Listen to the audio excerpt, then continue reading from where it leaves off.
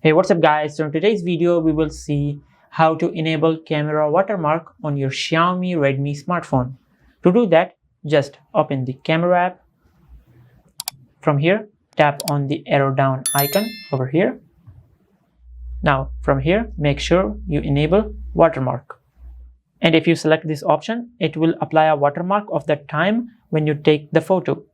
Now also you can enable this option with which you can apply a watermark of the name of the smartphone on the photos you take. And also you can add a custom watermark, just like that. Now from here, you can add a name which consists of 1 to 14 characters, just like that. Tap the add icon over here. Now, if you take a picture,